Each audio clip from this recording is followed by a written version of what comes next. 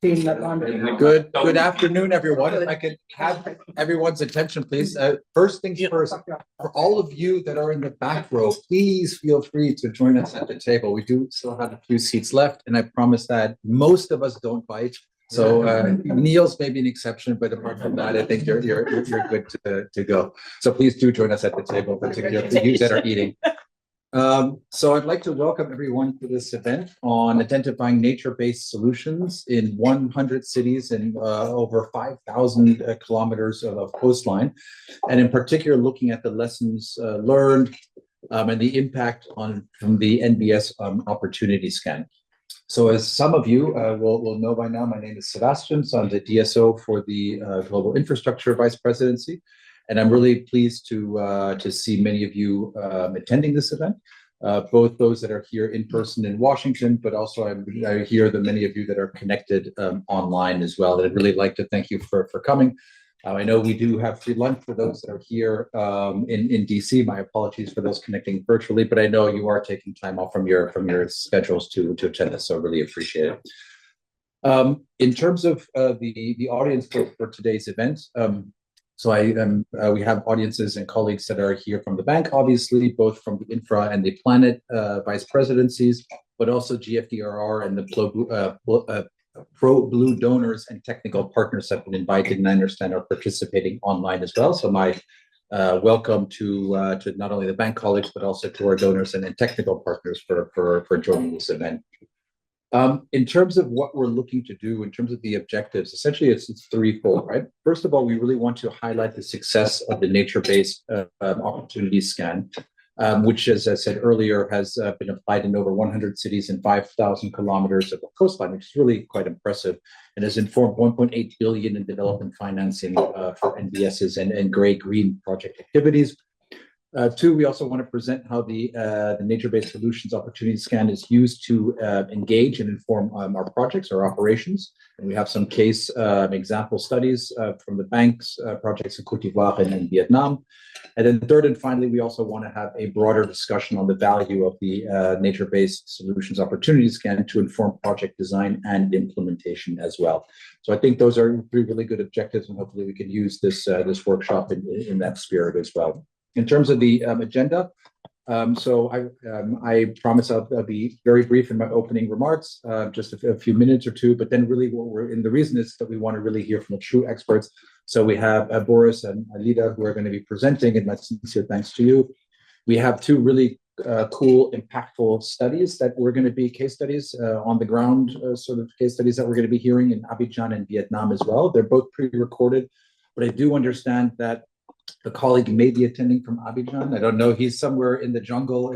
Yeah, exactly. Vivian Debode might be connected. So we'll see if we're going to be able to connect or not.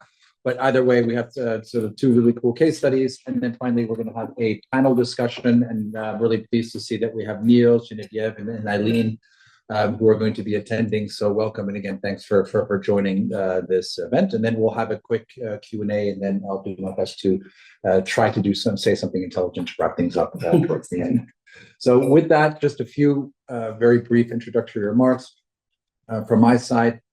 I think we all know that many of our client countries are increasingly exposed to disasters and climate risks, right? And it just really came to life to me. And I promise this happened literally 5 minutes before I joined this meeting. I got one of those Washington Post call-up, email alerts saying that broad swathes of from Kentucky all the way down to Blue Ridge Mountains are subject to a huge flood risk right now. Looking at over a foot of water that's going to fall, and then the hurricane season is also starting, impacting, Oklahoma, Kansas, and other states in the U.S., right?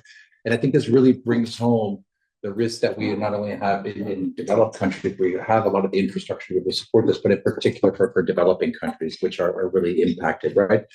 And so I think these nature-based solutions provide a really, really, really important, effective approach to address some of these challenges, while also improving living conditions and then protecting the nature that we really want to espouse on, right? And then we also know that, and this is good news, that there's a lot of increasing demand across the bank for this work.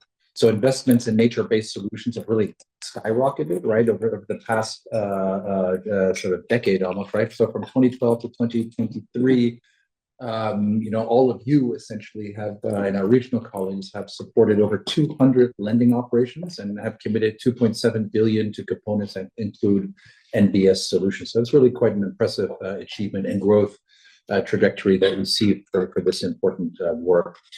And so now for these nature-based solutions, I think it's really critical that we work with both nature and natural processes, right, to complement some of the services that exist with respect to the gray infrastructure. So we know that urban green spaces can serve as a sponge for absorbing excessive rainfalls, and that very much reduce flooding, and that complement the gray infrastructure in terms of the drainage systems and other things that you will see, right?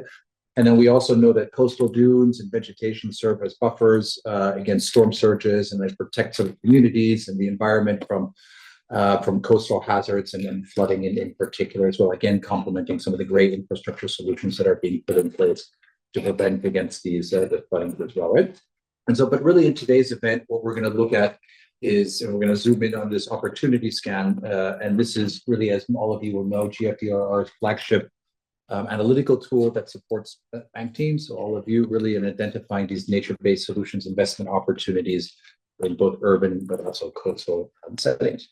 So with this said, I'm going to turn the floor over to you, Boris, and to really looking forward to hearing your opening presentations and the lessons learned from the work that you all have done in again 100 cities and over 5,000 kilometers of coastline. And so really excited to hear about what you have to say. So with that, over to you, Côte.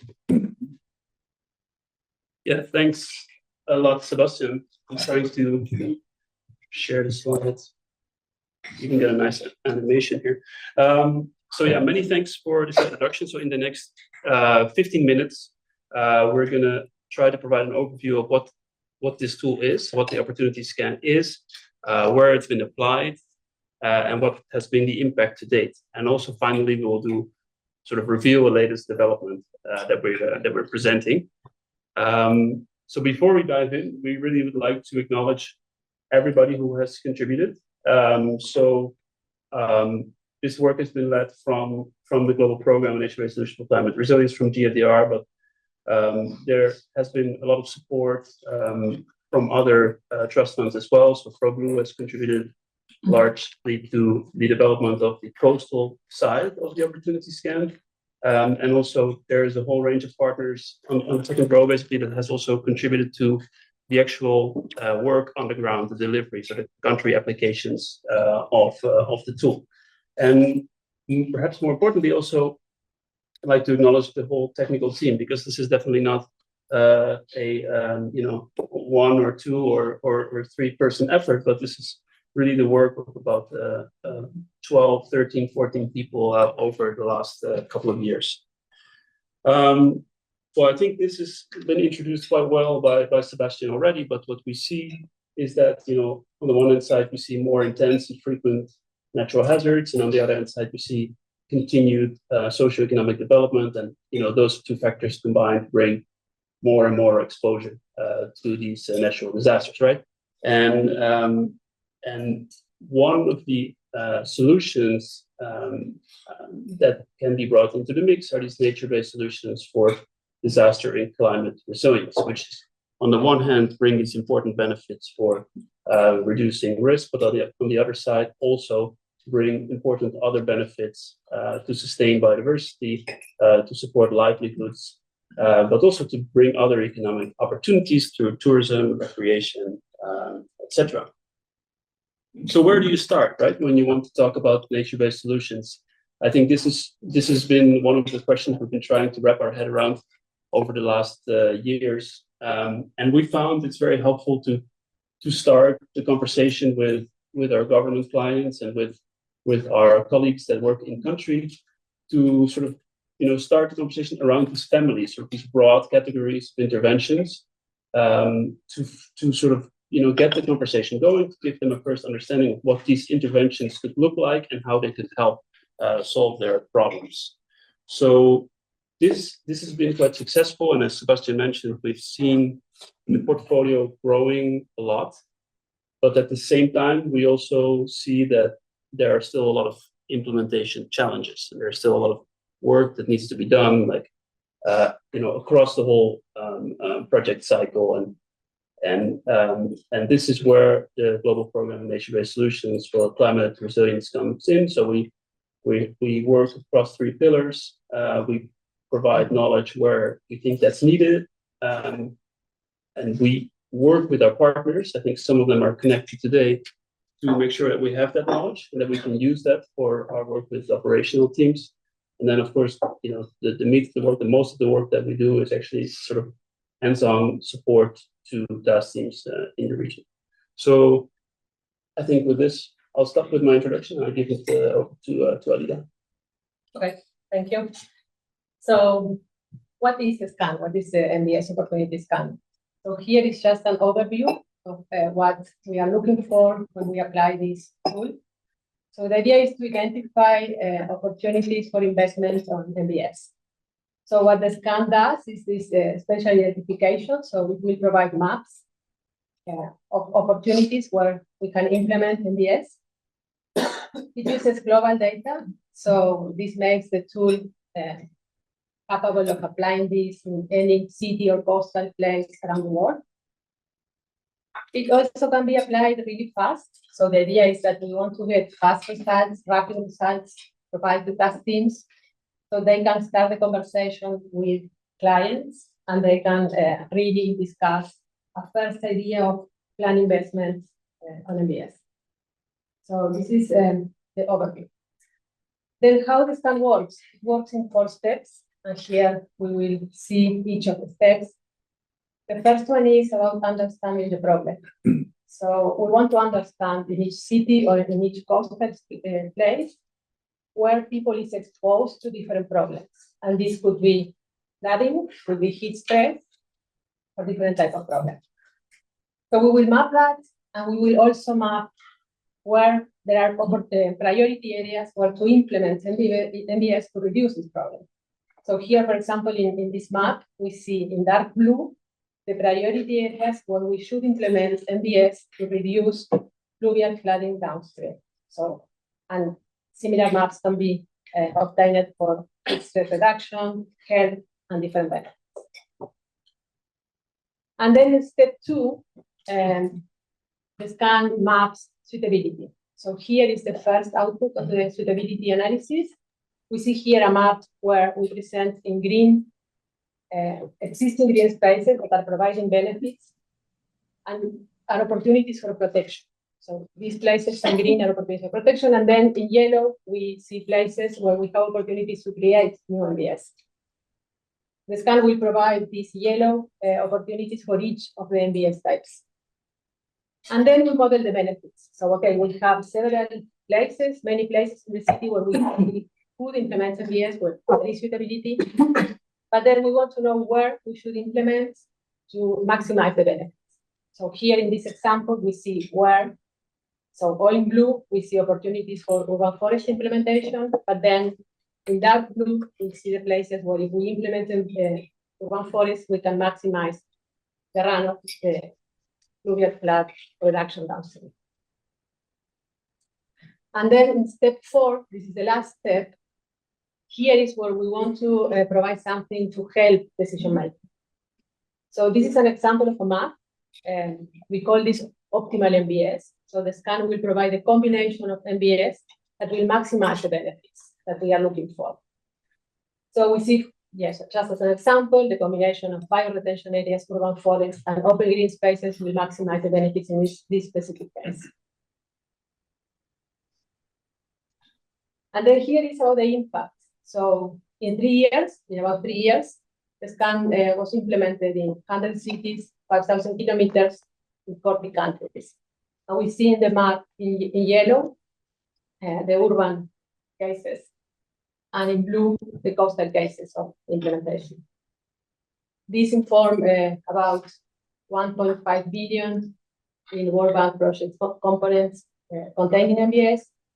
And then this result is really important for us in about 11 out of 40 projects in the last in 23 and 24. The the tool to inform, to identify the urban and coastal areas. And then, yeah, we want to show also the diversity of projects, no? So we really implement the tool, but then with something after that. And there are really different types of projects and different ways of how these results can be used and are being used. So the first example is in Brazil, Espírito Santo. We ran this in 2 small cities. The problem here was fluvial flooding. So what we did here, we ran the scan. This is a water project. So we ran the scan at the city and catchment level.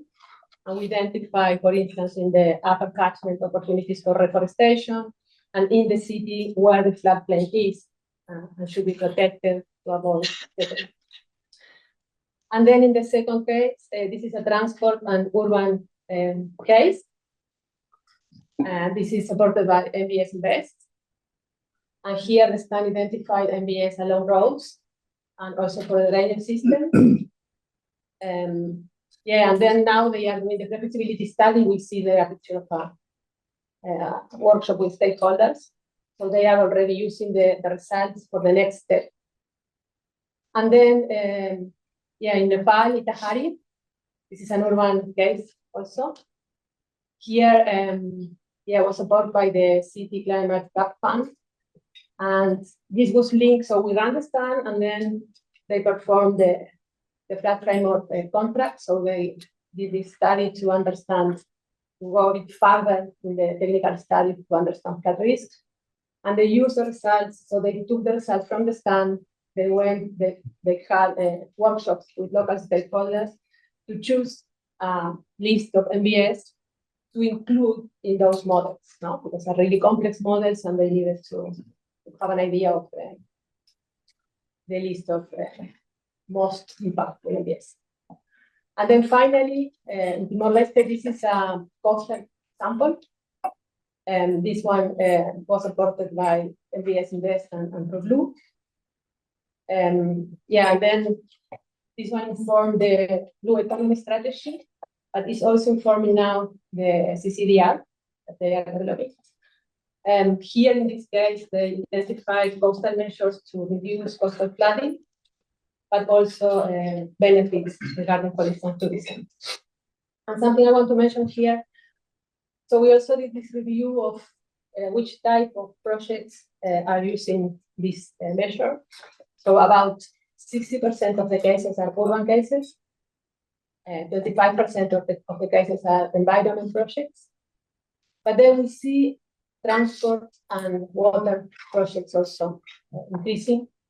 And this is a very good information for us to plan improvements, how to better support this other type of projects.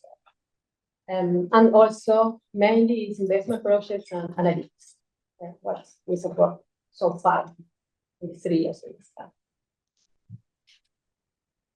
And then another review we did was which are the benefits they are looking for. So what is important for these projects? And we map here. So we see that flood reduction, and this includes fluvial, and coastal reduction, is a main benefit that they look for.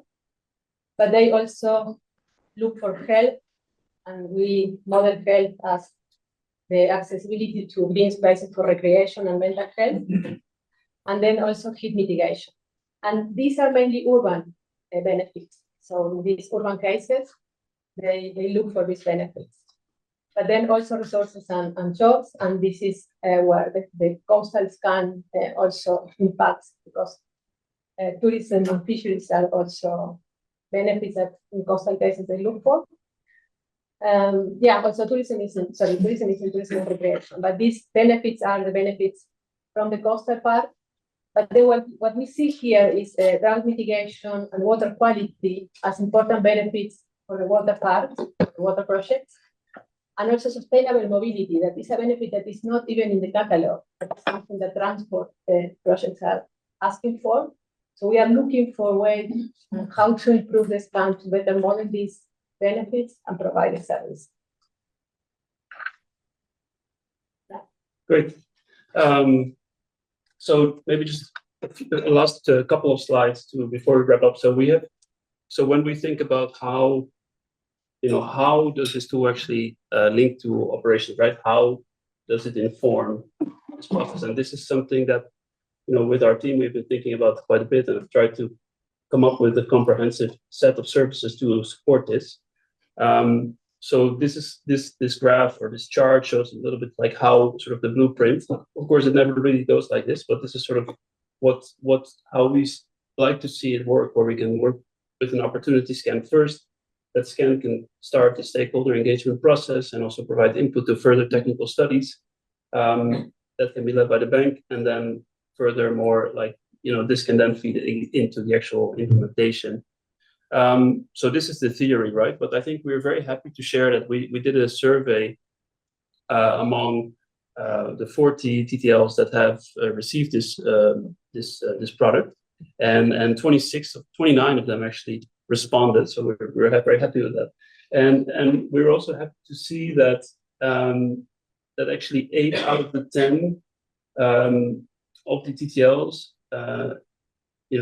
describe the key benefits of this, really like this sort of awareness and the stakeholder engagement piece, as well as the identification of investments. And then 7 out of 10 indicated that it's also helped them to put together further technical studies. So I think that's a pretty clear signal to us that at least there we're doing something right. Of course, then the scan feeds into further ways that we can support task teams and our clients with doing the project and the actual implementation, which is a bit further from the tool. But we're quite happy to show this first piece on the how, right? How this is actually impact. So finally, as the last piece of the presentation, what I wanted to share is actually something new, a new feature. So up till now, we've always delivered this product as a PowerPoint deck, and together with a data package that we then present to task teams and sometimes with the client there as well in the meetings. But what we started to do now is to come up with something a bit more intuitive and user-friendly, where we offer all the key results of the opportunity scan in sort of a password-protected web environment. So this can be shared with the team, and if they want, they can extend it to the people that they work with on the ground. And it just summarizes everything. So the main steps, the methodology, the outputs that you can expect. But it also includes like the intermediary data that the scan produces. So it looks at hazard data, trends in land use change, priority areas that Alida just described, the suitability maps. So looking at what is possible where, just looking at the space available, and the benefits modeling as well for each solution. So yeah, I mean, I guess the key point here is the recommendations tab is like where we basically bring everything together, which is in the next. I have to talk at the same pace as this video, which is here, and here it basically summarizes for the decision makers, like how can you use this? So what are the key messages in terms of the solutions that are considered, in terms of the areas that could be considered, and also in terms of the benefits that might be expected, and what can be further done with that. So this is also just a bit of I guess, an advertisement. So if there are teams that are connected, TTLs that are connected, that have already received an opportunity scan at some point, we also have to re-engage and see if we can work with this product to give you a more user-friendly interface to the output. So yeah, with this I'll wrap up. Thanks a lot for your attention. Back to you, Sebastian. So thanks so much for the presentation. It's really much appreciated. I think it provides a great overview of the opportunity scan and sort of its features. And I really like the fact that you also have this ability to share it not only with staff internally, but then parts of it with the customer protective side with some of the clients. And I think that's an excellent thing to sort of move us forward. So thanks for that. So I think now we're going to move, if I'm not mistaken, to the impact of the ground. So we have the videos, right? And so I think we're going to start off with Côte d'Ivoire. followed by Vietnam. And I guess we have two pre-recorded videos, if I'm not mistaken. So we'll probably start with those. And then again, we can see if our colleague from Vivian is connected and can provide some comments on the Côte d'Ivoire example. So let's get things started. Hello everyone, I'm Vivian Depardieu, Senior Urban Development Specialist based in Côte d'Ivoire, and I'm going to introduce you to how we develop the use of nature-based solution in Côte d'Ivoire in collaboration with the Global Program for Nature-Based Solution. So we used more or less a four-step process that I think could likely be interesting for most cities around the world. So first, in the collaboration with the Global Program for Nature-Based Solution, we introduced the NBS catalog framework to the client in Côte d'Ivoire, and that's allowed us to start the discussion around what is a nature-based solution, what are the function and the different type of nature-based solution, as well as the various co-benefits. Then, following this introduction of the framework, the Global Program for Nature-Based Solution developed the NBS Scan. And this product allowed us to start anchoring a nature-based solution concept in the context of Abidjan. So here, mapping the type of stresses from flood or from heat on the city of Abidjan, and then matching it with different type of nature-based solution like green corridors, open green spaces, urban forest. And actually, as a matter of fact, in the 6 areas that you see prioritized on the right side of the screen, the World Bank is financing investment in 4 of these areas. So these 2 products from the global program were really instrumental for us to start the discussion and to start engaging the client around the concept of nature-based solution. Then, as a next step, we work with the client to start bringing in more of their local information. So here in Abidjan, there is already a drainage master plan that it was mainly promoting a gray solution. So by matching the drainage master plan with the NBS catalog, the NBS scan, and further work, we were able to identify where to potentially apply nature-based solution with solution like bio-retention zone, terraces and slopes for stabilization of slopes, as well as a tiered use of space with multi-use areas. And in parallel to identifying in a systematic way a potential nature-based solution in Abidjan, we work with local experts to develop a local vegetation atlas, identifying plants that are suitable for Côte d'Ivoire, and especially for the climatic zone of Abidjan, with different properties that are relevant for a nature-based solution, for instance, for slope stabilization, for heat island, and also for absorbing water. And finally, after all of this information was put together, we went into the phase of detailed engineering design. So the World Bank project financed the design of 3 pilot sites, and then with the collaboration with the global program and with the external consultant, we were able to introduce NBS concept in those design here in a kind of a retention zone that's multi-use area and tiered use of space, and here for slope stabilization and also recreation areas. And then so now these works are about to start, and so we're really excited to see all this NBS coming to fruition in Abidjan. But without further ado, I will let you enjoy the video about this initiative in Abidjan. So I will give you even more information. Thank you very much.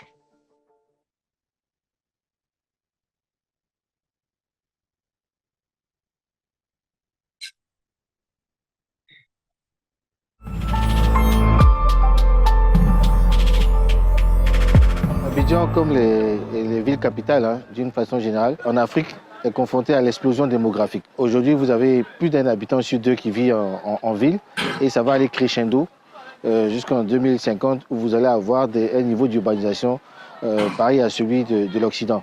La population d'Abidjan est estimée aujourd'hui à peu près à 7 millions d'habitants. C'était 6,3 millions en 2021, ça croît très vite. Et les projections tendent à une population de 15 millions d'habitants à l'horizon 2050. Et dans ce contexte-là, vous avez des problèmes liés à l'accueil des nouvelles populations qui vont arriver, et donc des problèmes en termes de logement. Et l'année 2024 a été l'année la plus chaude enregistrée en Côte d'Ivoire et on a atteint des maximums à plus de 41 degrés. Au-delà de 40 degrés, il y a les conditions d'habitabilité même des espaces qui est mise en cause avec des possibles maladies.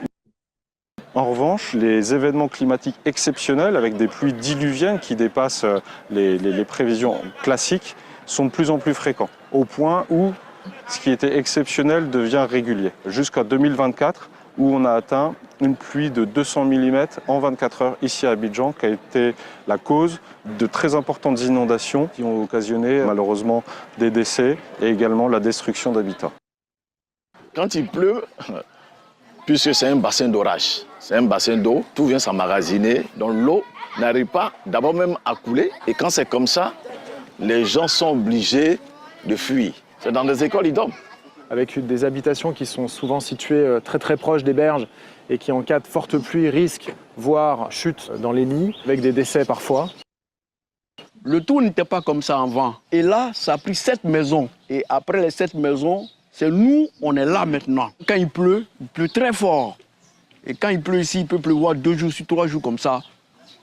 Et ça fait peur. Et donc, le gouvernement a sollicité la Banque mondiale qui a élaboré un programme de résilience qui a permis, en tout cas, d'aboutir à la naissance du projet d'assainissement et de résilience urbaine, dont l'objectif permet de réduire le risque d'inondation au niveau des zones critiques d'Abidjan et également contribuer à mettre en place un système de gestion durable et efficace des déchets solides.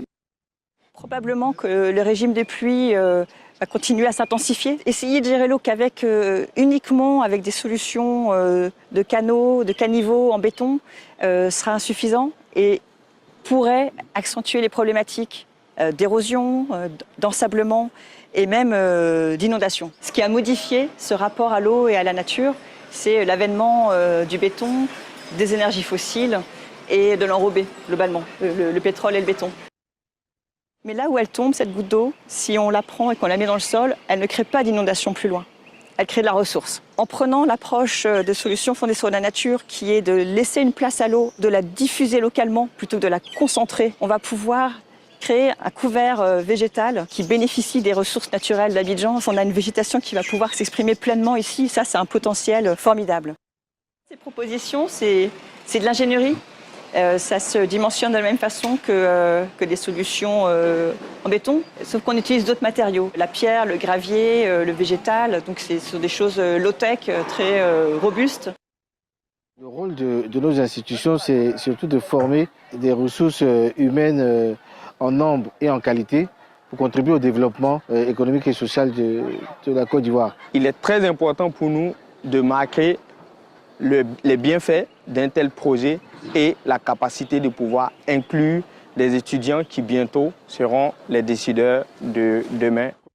We are specialized in mobile mapping. That means collecting data while on the move. It's possible to collect all sorts of information, point clouds, imagery, sensor data for air quality and temperature. Our idea is that we needed something that was easily scalable, that could be used by anyone, that was easy to learn and easy to transfer. And even after the end of the project, we could actually continue the knowledge transfer and the teaching and the learning so that we can keep this going with minimal resources. Tous ces investissements ne peuvent pas être durables si le citoyen lambda ne s'approprie pas ces ouvrages. Et mon rêve, c'est de voir en tout cas la population changer de comportement, qui prend soin en tout cas de l'investissement public, des mobiliers urbains qui sont mis à leur disposition. Abidjan pourra vraiment devenir aussi une inspiration pour d'autres métropoles, mais aussi en même temps toujours apprendre des autres villes d'Afrique de l'Ouest et du monde entier qui aussi essayent de progresser sur le même chemin. Et c'est ce qu'on essaye de faire à la Banque mondiale, de pouvoir faciliter un peu ce partage des connaissances, que tout le monde puisse progresser ensemble et que toutes ces métropoles puissent avoir un développement urbain qui soit résilient et durable.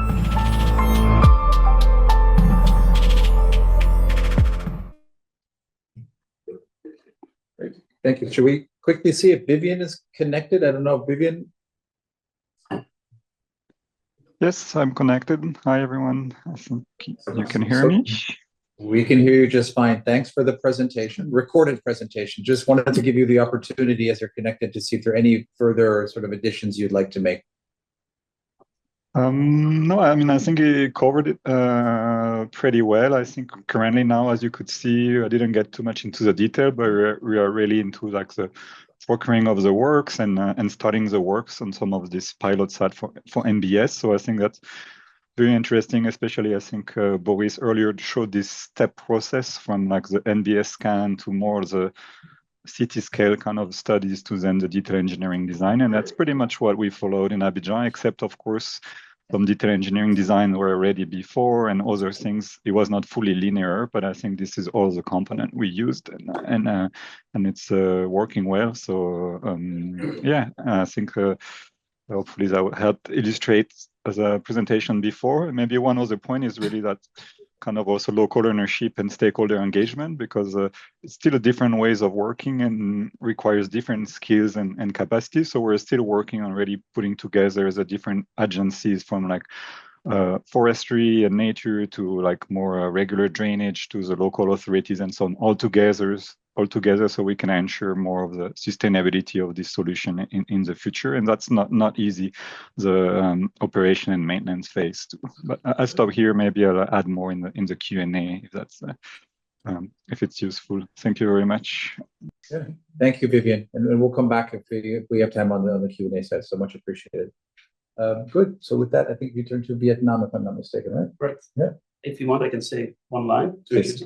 Yeah, because we don't. It's in the middle of the night in Vietnam, so yeah. So here we worked with the team on a coastal scan, which was quite tailored to the specific context of the project because it's a coastal embankment project. So we tried to do analytics on how you can work with mangroves in the foreshore. So yeah, let's have a look at the video of what happened there.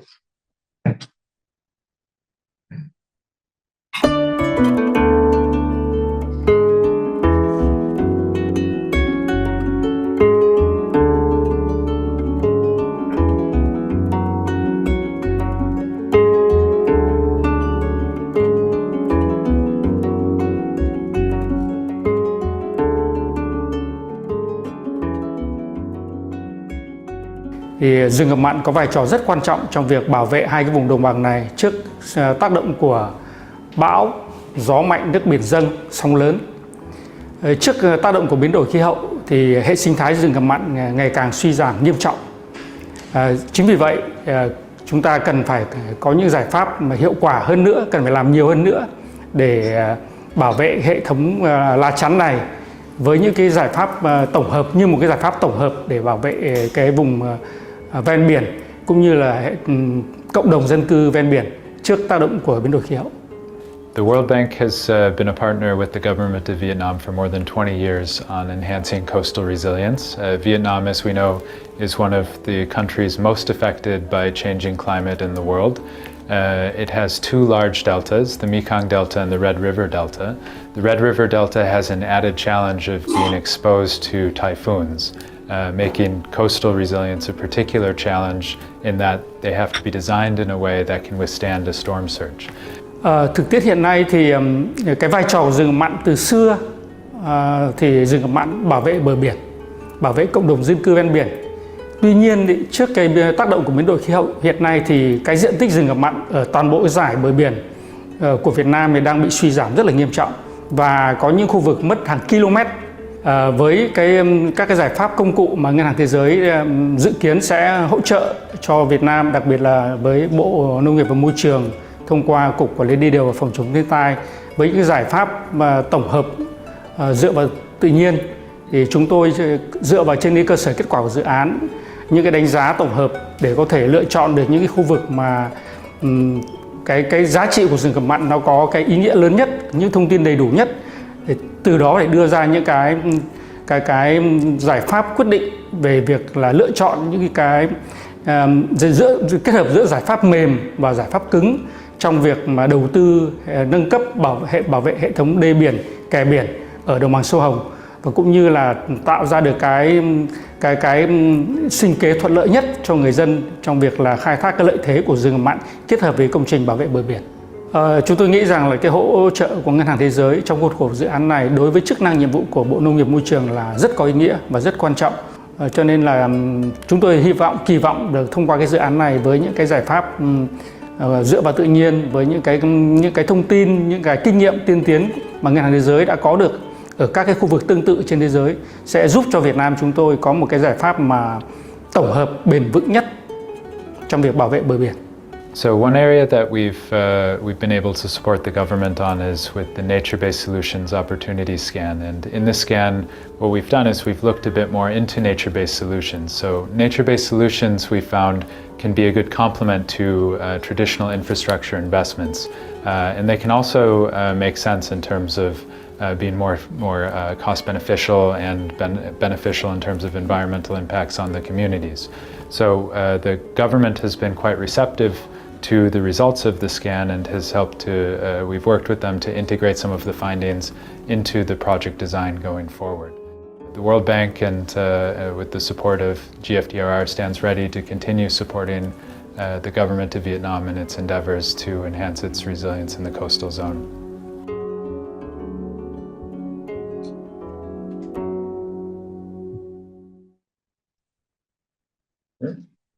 Thank you for those presentations. I think they both show and highlight, excellent examples in an urban and then obviously in a more coastal setting as well. And great to see the opportunity scans being put to good use. So with that, we have the pleasure of pivoting now to our distinguished panel to talk a little bit about or to share their reflections a bit about how the NBS Opportunity Scan contributes to priorities across departments, and I'm really pleased to again, not only have an infrastructure focus but also a planet focus, right? And I think it's really important that obviously with the NBS work that it's really is seen as joined between the two verticals as well. So with that, we have Niels, Genevieve, and Eileen who are going to present their reflections, and I'll turn the floor over to anyone want to start. Niels, Eileen, Genevieve. Go ahead. I can start since that's the order. Boris has to circulate it. Not to mess up any follow-up thought I might have had. All right, Boris asked me to talk a little bit about what I think about the drivers behind the demand. You saw 40 countries, lots of engagement, 80 engagements.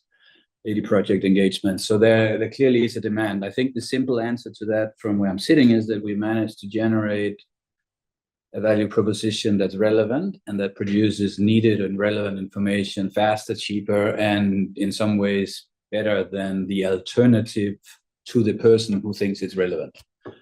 Any market where you can be faster, cheaper, and better, you have clients. And that's largely what we are seeing initially here. I think the relevance has to do with what I perceive to be an operational reality in our institution, where certainly in the practice I work in, but I think it's true across certainly some other practices too, the TTL never masters technically all the elements of the project they are asked to lead.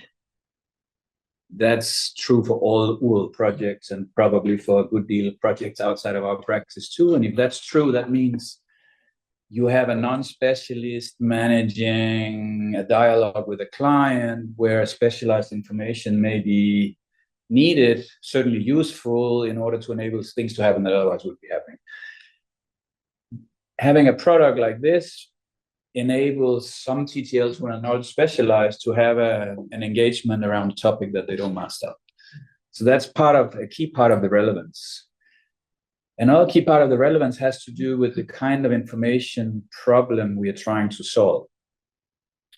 We have with this product and with a number of other products that we try to generate and run, we're trying to provide essentially decision support information. The next iteration of the delivery to project number 81 is not on its own a standalone analytics process.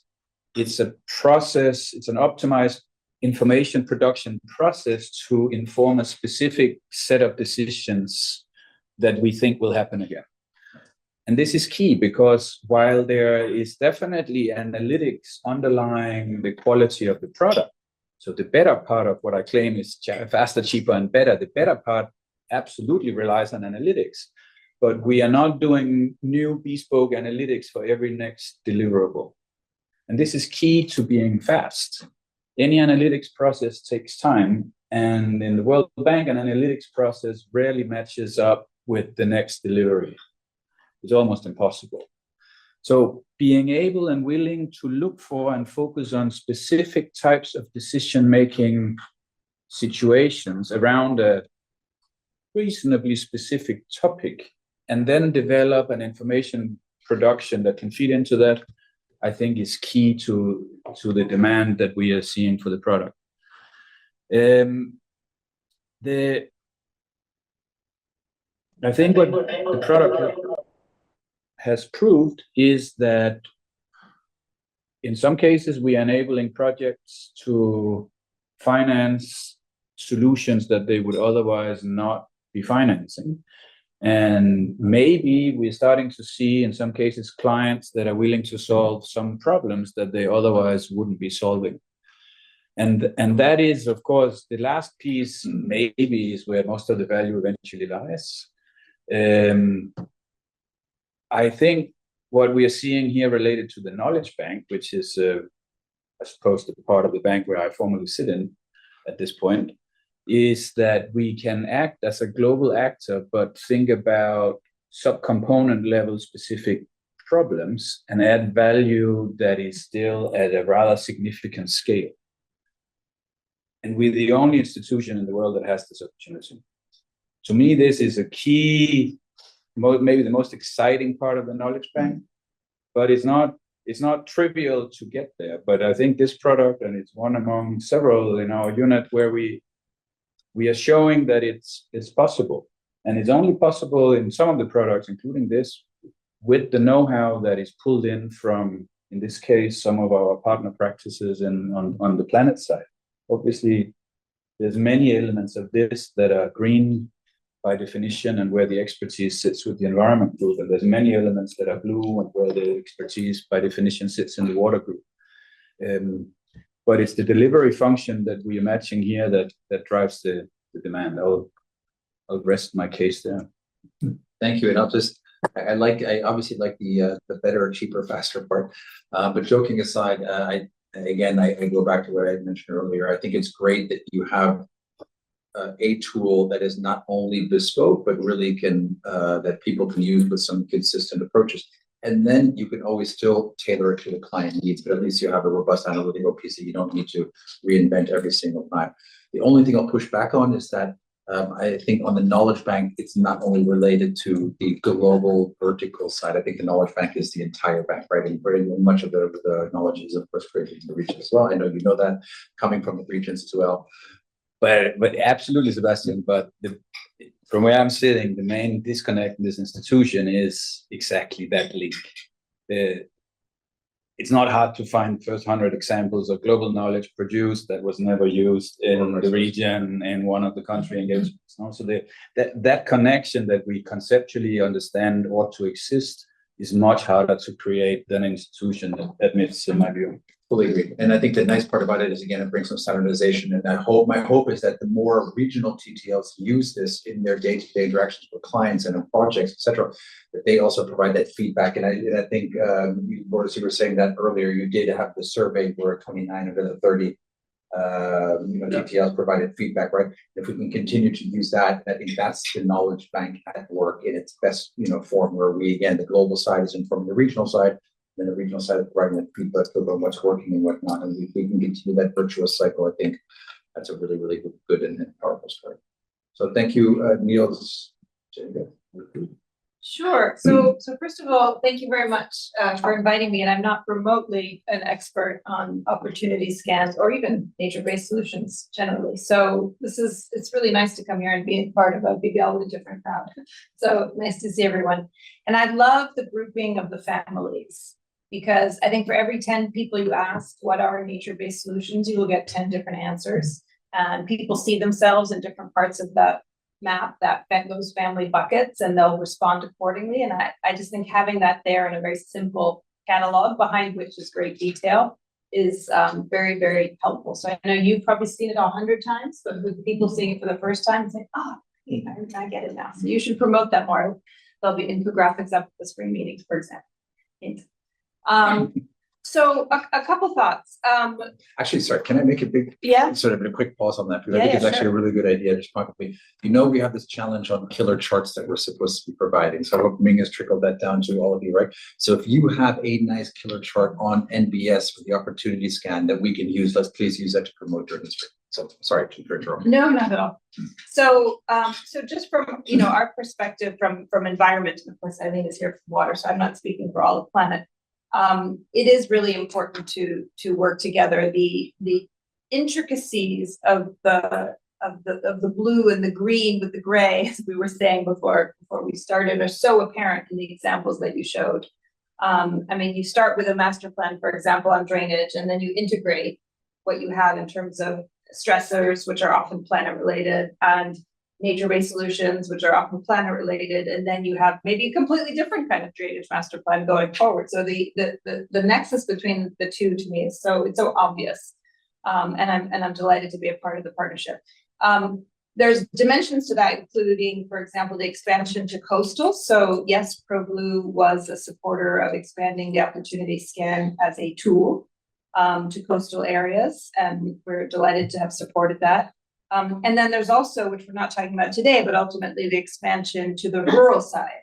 So not so much the cities and not so much the coastal, but moving inland to smaller towns or to rural areas or to landscapes where you have scans generating different outcomes and looking at different, not necessarily different nature-based solutions, obviously not mangroves and salt grasses, for example, in the middle of a country, but in terms of the proportion and the relevance of different solutions and therefore the solutions. And we're not going to talk so much about NBS Invest today, which is a program that we have in the environment team, but that's really what we're trying to do with that program, is to move it as a complementary program to the initial focus on where many people are living. We heard about urbanization in Africa, in coastal areas and in cities.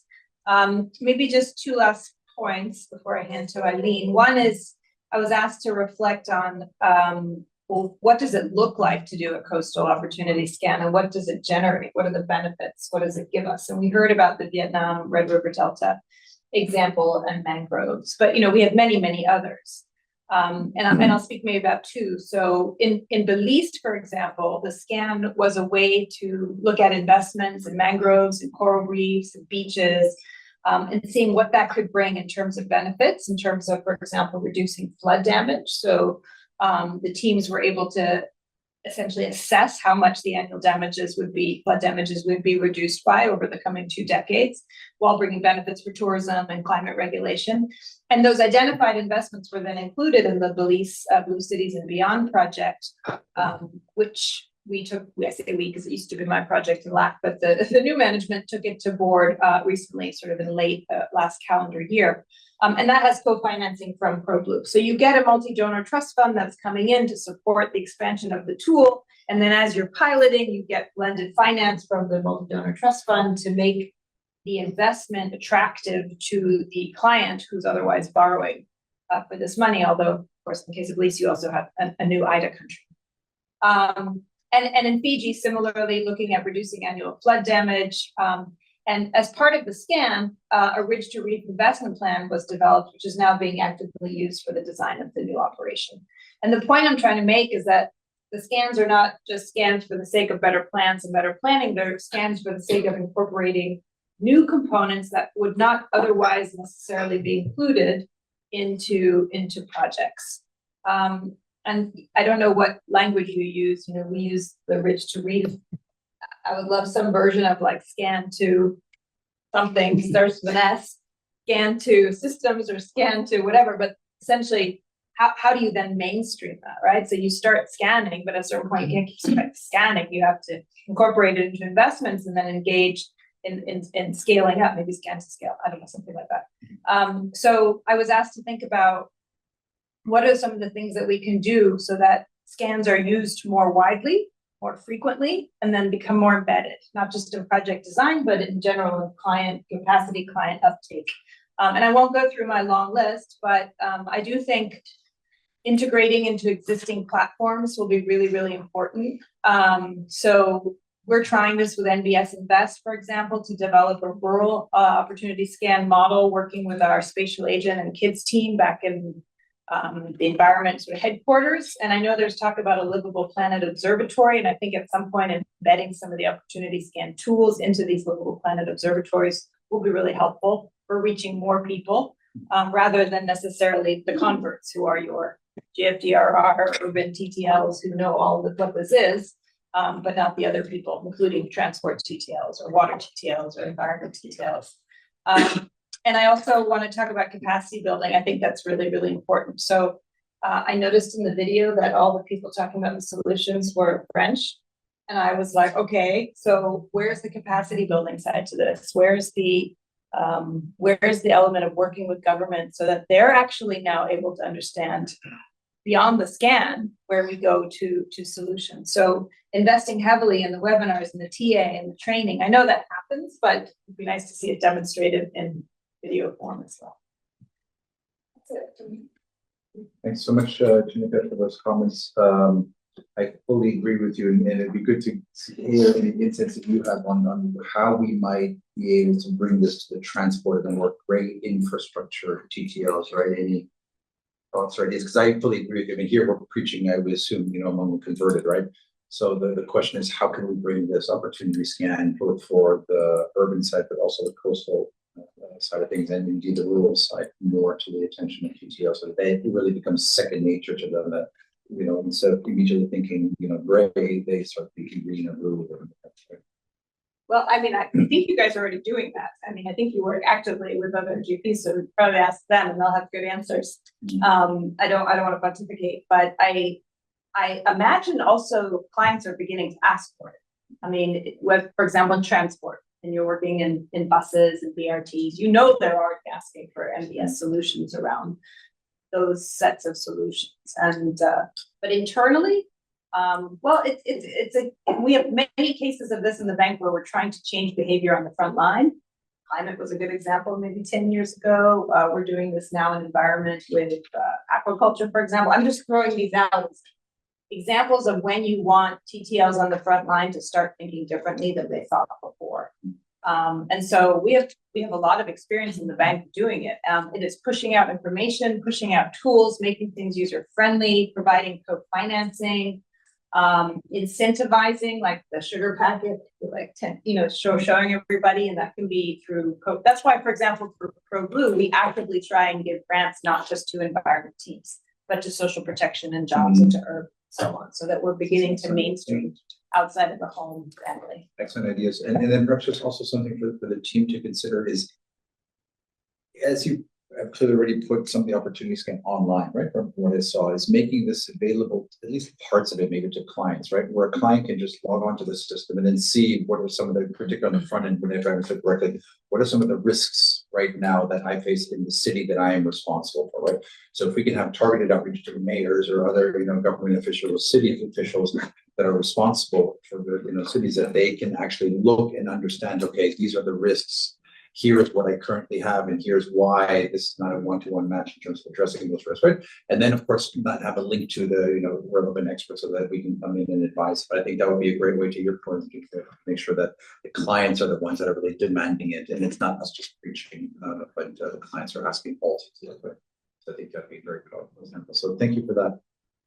Eileen, third, but certainly not last, we bring the water angle, right? So if you could just share your thoughts on, as our global lead for water resources, that'd be great. Great, thank you. And I have the unenviable position of going last because a lot of the good ideas have come out already. But the first thing I was asked to talk about was how the scan has helped water clients. And you've already heard about some of those ideas, right? There were 5 cities in Argentina, 2 in Brazil, Bangalore and Thailand, just to name a few. And I think the commonality in all of those is that thinking back to Boris's chart of where the NBS City Scan enters, really, it's really to change the dialogue with clients. It takes the dialogue from, is an NBS grant in this broad academic sense, and focuses it on something very specific within their city and shifts that entirely into project preparation, which I think is very helpful. But what hasn't been hit on much yet, and Jen got to this a little bit, is how the city scan changed how we work internally. And I get asked this all the time by our donors to GWSP because they're the same donors to GFDRR and the same donors to Jeff, which NBS Invest is working with, right? And they ask us how we work together. And I always look back at them and say, we just do. And that in part is because of the infrastructure that was put in place, I think, around the opportunity scan, which was one of the first real efforts and tools that was developed, but then opened up to everyone else around NBS. It really helped give the NBS life. And around that, so much has developed that's in use now, right? We've got this great collaboration between environment and water and GPearl around the scan and all of the other work. We're frequently trading sort of clients, project teams between each other, right? I've helped them with this. Can you do the scan here? We have, for example, TNC on now that's working with 6 teams this week and helping them develop the TORs for the design of their NBS, right? So we've sort of figured out how to, fill in gaps and work together, which I think is fantastic. So thank you so much for that, not just for the tool itself, but the institutional development. So the other question, and the other thing I have noted here that I thought really made that possible was the business mindset. But that really this was developed as part of this much larger process. And I think that was evident through Nick's comments, right? Is that this is not your average just tool on the shelf that was developed. It was deliberately put very strategically into this much longer process.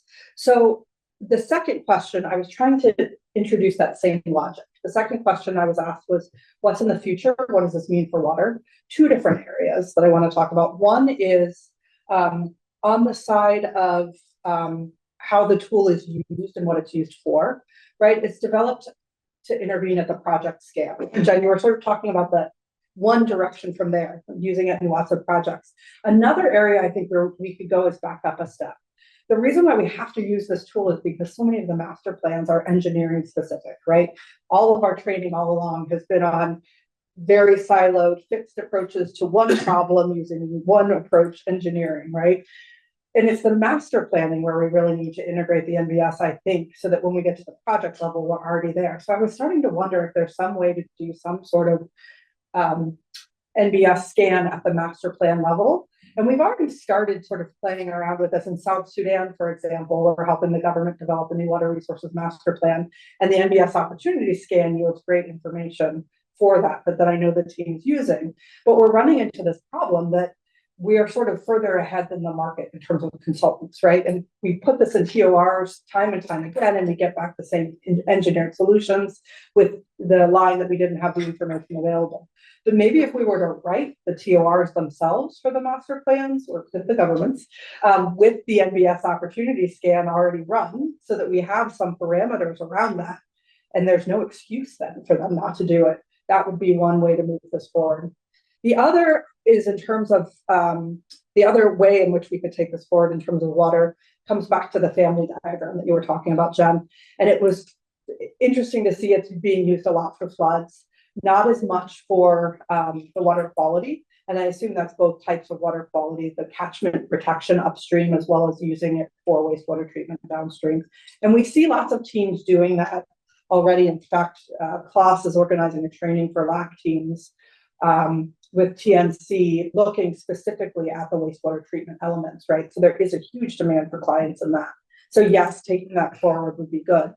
But it also struck me that we're making the age-old mistake that we make all the time in water to reducing climate change to flood levels, the very ends of the hydrological extreme, where in reality it's the fluctuation before you get to the floods and droughts that's also having huge effects on our water systems, right? The storage that you have is not enough to even catch these changes in the middle. So your storage is delivering with much less reliability. TNC did this amazing paper a couple of years ago called The Invisible Reservoir, and it looked at the drought in Sao Paulo, so the extreme case here, but looking at if they had not had degraded landscapes upstream, it's the equivalent of 2 more dams full of water during that drought period, right? So that's the type of analysis at the system scale I think we need to be doing, and looking at storage and the role that the natural systems play in terms of all areas of the spectrum that required some advanced hydrological modeling, but I think there's a lot that can be done across environment with the urban side, disaster side as well. Richard Damania, I think his new piece that's coming out of Planet is highlighting a lot of these bigger issues. But I think it would behoove us to do more work so that when that lands, we have more of these sort of products to offer for that sort of change that needs to be made for the integrated landscape, waterscape management with disaster risk reduction embedded things. Thank you so much. It would be great to hear a little bit about how the water team is that. Do you actively use these opportunity scans, or is it more the teams, the urban teams that use them, and then? No. The list that I gave was all Water GP led projects, and this has led to Water GP investments for flood risk reduction in urban areas for a lot of and some of it involves upstream catchment protection as well as downstream as well. But yeah, I think there were 8 or 9 cases where it was Water GP led teams. Right. So even watershed management, water security, all those issues are covered as well. You can use them to some degree. The areas, it's harder when you get outside the city, and one of the examples you gave looked at some of the catchment management, but that's sort of a stretch. That's why I think looking at how the new NBS Invest model, and I say Ruth is here, she's one of the leaders from the environment side, is sort of can map into the urban side. And we know that to get to the level of certainty you need for the water investments, it's tough. And we have to be, I think, honest, but this is just a scan at a very high level. And to get into the actual planning, much more robust modeling, probably owned by the client because it's the level of work required. So thank you for that, Eileen, and it's great to hear again that water and other verticals or departments are using this as actively as the urban team. So it's great. I guess a final question to you, Niels, and I've sort of alluded upon this as well, and Eileen, in your comment as well. Not only how do we bring this to scale now, but how can we make this almost a global public good, right? So building on this, the idea that I heard earlier, can we provide this to clients, even in part of the urban, the city planning, right? How can we really start integrating this and then bring it to scale so it's not only us pushing it, but others pulling it in? While you quickly think of the good answer, I'm going to ask everyone to do the same. Because I would like to open it up for Q&A in about the last 15 minutes that we have. So please start thinking about any tough questions that you have, if not for me, then for the panel. I have a 1:15. That's right. Okay, so then save your first round of questions for Jen, and then we can. No, I just meant I'll slip out. So continue. But please. I'm not leaving because your comments are so terrible. Look, I think we're pretty close to be able to make it global public good. Boris mentioned password protection. We take away the password protection, and then a lot of people have access. And that is almost the simpler part of the problem. On the issue, there's some associated questions here. Who will use it and for what? And will we be able to continue to learn? The reason that we have developed a product and potentially can take on other problems like the ones Eileen mentioned, which would require new investment in R&D and a new workflow and a new thinking through with water experts, but could probably rely on a lot of the back-end logic and the information distilling and production that already exists. But we only get to this question because we have gotten to where we are, and because we are involved with Eileen and with the teams that are implementing and see it. Maybe we could use some of this for water quality questions. No? Yeah. In the moment we put it out as global public good, someone else is running with it, which is the value of global public good, but we're losing the iterative process. Yeah. So our value proposition as a group at a global level is to continue to stay engaged, and maybe that's fine. Maybe I think in the longer run, on any specific issues of these, it's the next level where the main efficiency will happen. In the short run, the efficiency happens at the first level. This product produces information that's 5 times or 10 times cheaper than the alternative information production. And therefore, there's clients. Now, once we make it public, we will no longer have an income stream on the 5 times cheaper, but the main value then lies in what can we do at the next step now. You can produce better terms of reference because you have produced the other information first.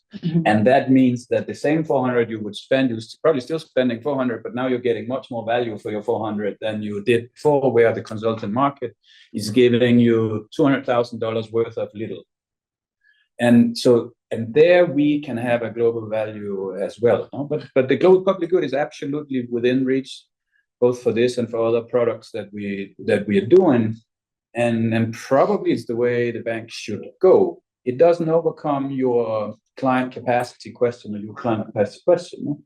I have never seen a product that anyone puts on the website and all of a sudden our counterparts in Africa or in anywhere else in the world all of a sudden downloads it, absorbs it, and runs with it. That's not quite how it happens, no? So that capacity still requires a separate process. This program has a tailor-made 4-day version of hands-on with 5 government agencies training program on nature-based solutions that we can roll out in country 3, 4, 5, and 15, also cheaper because it's a repeated offer. No? So it exists, but at that level, it's obviously a regional decision at a different cost level. No? And this becomes key. The willingness to pay upfront is less because you have more uncertainty in where your engagement is going. As you dig in, as soon as this is a subcomponent or component in a project or a component in several projects in a portfolio, the demand for the country level capacity building will go up. No? Obviously. But until that happens, you're going to have demand for the upfront cheap thing that, well, I'll take a look because it looks interesting and see where it goes kind of thing. So I mean, to me, that's part of our academy offer. Maybe their academy offer doesn't need to be ours. It could be us helping them deliver an academy offer on nature-based solutions at a country level. But it ought to be built into the academy logic of the institution. And Niels, to your point, I agree with you that just having a website and then magically expecting everyone to, absorb it and to implement it, right, is maybe a bit of a tall ask, right? At the same time, I do think putting it at the, this at the fingertips of more people, I think can help galvanize and catalyze more demand for this. And I think ultimately when people realize that, the bank is the one who's actually advising on it, they will eventually come to us for support on actually the how to, right? But understanding the problem is the first step, right? Is in the process, right? I think publicly, sharing this. And by the way, I wouldn't be surprised if there are many cities, coastal areas, etc., in the US and other OECD countries that would benefit from this as well, right?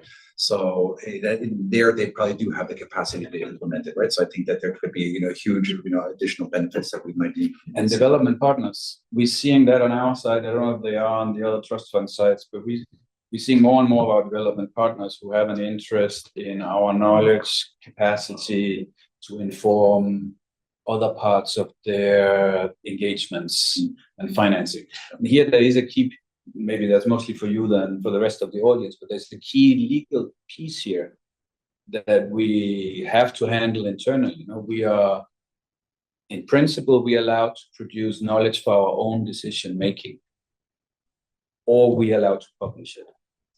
And the publishing side takes away the speed. So for information pieces that are required in weeks, the publishing process is not viable. So there's a thing we institutionally need to overcome, where if we want to be able to put out information that can be accessed quickly for others' use than World Bank's, we need to collectively think about how we do that and still manage the institutional liabilities that we want to manage. So with that, before we just enter into a discussion amongst ourselves here, why don't I'd like to open things up for the rest of the participants and audience here. So please, if you have any questions, comments, if you want to vehemently disagree with something that we've said or challenge us, please, now's your opportunity. I think you have 2 hands. I think you were first, second, and fourth. Okay, thank you very much. Very interesting presentation, and also and if everyone can introduce themselves. Oh, okay, yeah. So my name is Amparo Sanperiraldo. I'm Senior Disaster Risk Management Specialist, former water flood specialist, very passionate about it.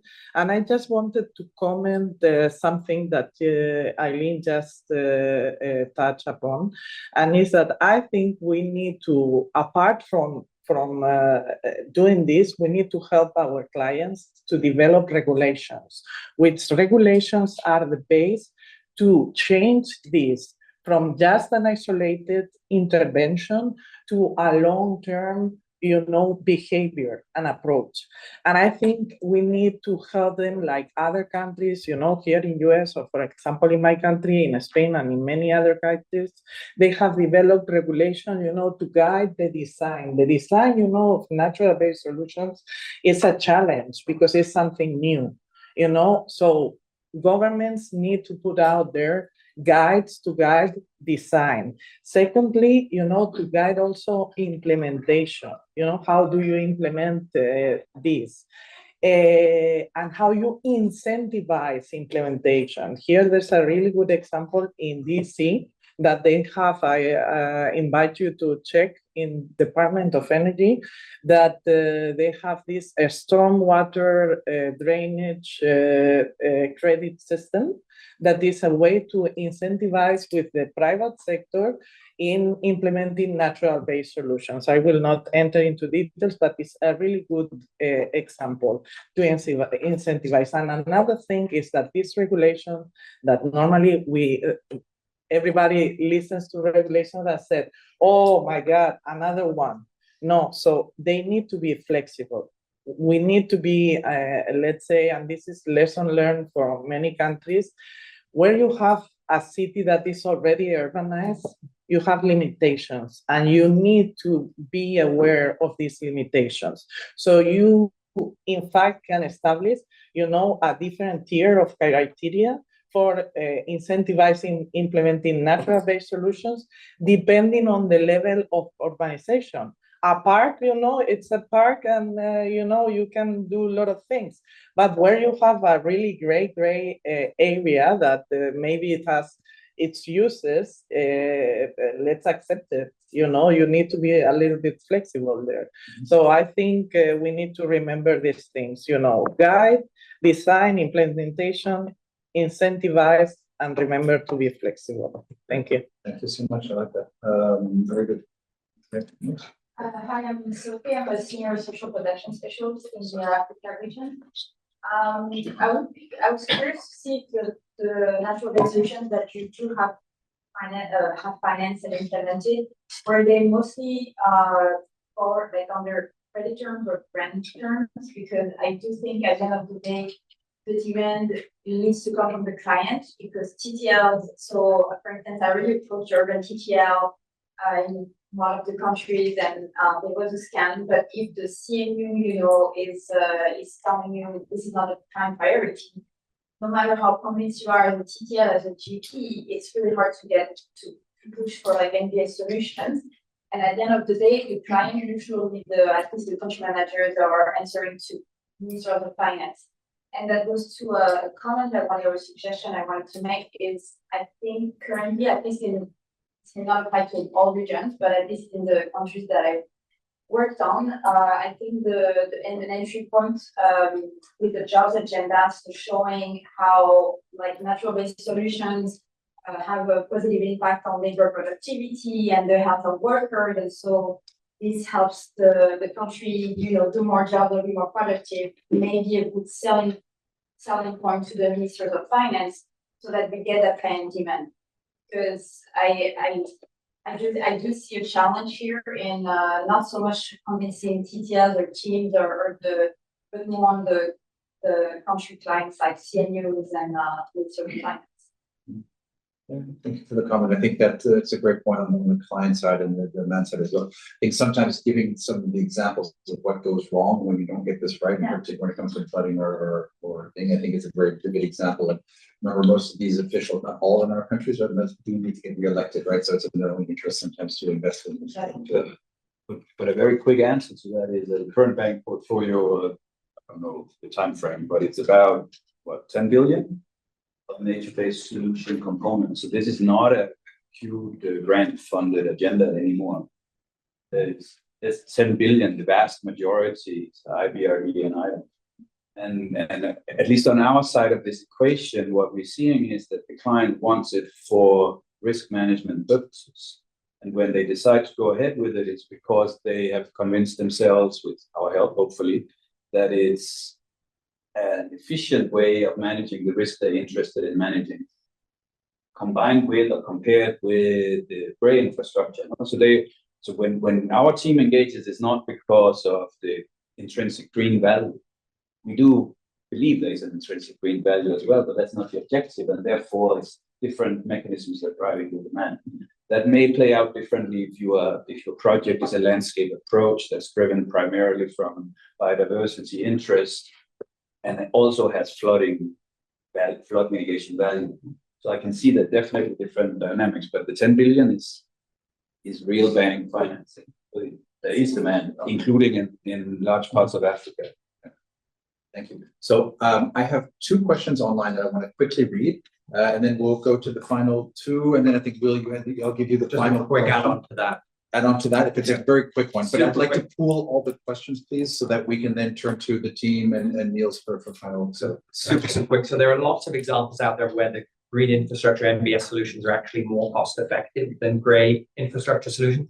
The question I had is, how do we make that analysis more systemic as part of this scan? Or maybe inevitably it needs to come in the subsequent more in-depth phases. But if we can start to convince people that these investments, or to understand at least where these investments are more cost effective or where they're not, that's going to be, I think, a huge part of your question of how do we get this to scale. Thank you, Will. And Laurent had exactly that same question. He was saying, Laurent from NBS as well, is curious about whether the opportunity scan compares the cost efficiency of NBS alternatives grey solutions, right? So very much similar to the question that you were asking. And then there was a previous question from Tim saying also, so thanks for showcasing the NBS tool, great presentation. From a jobs and livelihoods perspective, has there been any consideration of overlaying population poverty segments within the tool, perhaps within the mapping features? For example, in SP, we often target extremely poor populations for job and livelihood interventions, often leveraging social registries. It would be interesting to see whether there may be potential overlaps in line with NBS interventions as well. So perhaps that's something Boris and Alida, and then we can come back with. But let's, again, we're pooling and then we'll turn to the final two questions here. It's just a thread that was behind GFDR. I know it just kind of like a follow-up from that discussion. I mean, like 12 years ago when I got my first responder from GFDR, I kind of walked that road alone, like not being able to have that support that we have at GFDR right now. It's actually like we're doing that a little bit in transport as well, local vulnerability assessments more streamlined, so what support not at this stage of what we had with NBS. My key comment is like, I think we're building a lot of capacity to be able to put the project to the board in 6 months that we know that they're not like just bad written documents. I'm still concerned that for infrastructure projects, you might still run that they need for additional finance and extension of time, because it goes with that point. I mean, it gives us the overview. It's not going to give me too much room for engineering designs on the infrastructure that I know. I think like we as an institution should like playing a lot with like estimations, it's like how much things cost, and with climate change, things can brutally change in 1 or 2 years, right? So I think like GFDR has moved a lot with like the new scanning, but that whole structure, that's kind of off the knowledge. With that question, do people come to knowledge? They do come to knowledge to us. Sometimes they don't ask for money. I think like on the whole project cycle comes at the board, you know, like are we still on solid grounds as we kind of getting, or are you still like true like on a quicksand kind of thing? Thank you. Final. Hi, I'm Anna Menezes. I economics in the water units. And my question is mainly about, it's related to your question regarding how to actually bring more financing for NBS. In the sense of, for example, when you think about water quality, how to connect water quality, NBS, and payment for system services, for example, or some other kinds of climate-related financing that could be incorporated and used like that. Thank you. Boris, Alida, Niels, any reactions to the comments that you've heard from me? Yeah, sure. I can take a few questions. I think Brendan is also connected to the program lead, and I think he wants to come in also on one of the questions regarding the jobs and regarding the jobs, right, Brendan? You want to come in? Please go ahead, Brendan. Yeah, thanks, and sorry for not being there at the party. I'm indeed with one of the TTLs with Boris and with the environment and water teams. I've been dreaming up this tool since pre-COVID, I think. So it's great to see that it's that we have this great event. I think just two things that want to come in. One is on indeed the importance of the tool as sort of a coordination mechanism and a decision-making tool. We just had a mission in Brazil 2 weeks ago where the water team and the urban team are jointly leading the operations. The ENB team that was there, safeguards, and then all the municipalities in river basin were there. And the tool was really used to really look at river basin interventions, look at urban interventions, and that then goes directly translate into what the government actually wants. I don't think it's not even about nature-based solutions. We don't have many of these tools that actually visualize interventions, benefits, and locations for gray infrastructure either. So I think it's really important that we don't just can put this information out there, but we use that as a dialogue tool across the different GPs, no matter what kind of projects we're doing. So I think that's really nice to see. I think on jobs, that's really an area that we want to do more on NBS in general. We actually have a blog coming out this week with the International Labour Organization, where we've been working with them on different training events on how to create jobs using nature-based solutions. There's a couple of bank projects that are already doing it. They're training local people to plant trees, maintain green space in link to social protection. So between the infrastructure team, the social protection team, and the planet teams, we'll be working to see how we can scale it up. Every time we plan a nature-based solution, it needs implementation, it needs maintenance, and there's a lot of great jobs that can be created. So whether we'll integrate it into a tool, but in general, in the implementation of NBS investments and that jobs agenda is definitely something we're trying to focus on. So anyone with good ideas, good examples, do reach out, and we'll try to see how we can work together on that. Perfect. Thank you, Brendan. Final thoughts, and let's be brief because I think we're a minute over time. Yeah, I can say like in 1 minute something about the cost effectiveness and the climate financing. So yeah, on the economics, right? So I think yes, we agree that this is critical. At the same time, there are a lot of uncertainties when you look in the urban space, especially at urban flooding and water restriction. So the way we designed the tool so far is really to look at basically exposure reduction. So how many people can benefit from reducing this hazard here? And that is sort of where we feel comfortable with looking with modeling those benefits, given the data constraints that we have. Of course, we have also guidance on cost and benefit assessment, so that we really see that as along with the integration with gray infrastructure really as sort of the next step, right? For a study that really, more like uses local data, sends people on the ground, talks to communities, etc. So that's one thing. What we do try to work on is, and also together with the Resilient Infra team and GFTR, to get a better handle on unit costs. So where we sort of try to localize unit cost, like scale it with labor costs in the country and this kind of thing. So this is a place actually Alita's working on this, where we do try to improve, and we see some scope to integrate it in these tools. And then final comment on the climate financing. So yeah, I think this is actually like I had a conversation with Gianfranco Bertozzi from like the Treasury like a couple of weeks ago, and they have these sustainability linked bonds, right? And he was actually interested in the work we did in Vietnam. So I think there can be sort of additional engagements that can sort of become the byproduct of like the mangrove carbon sequestration and storage work that we do as part of the coastal scans that can sort of maybe have these sort of spin-offs in terms of carbon finance. Niels, anything to add?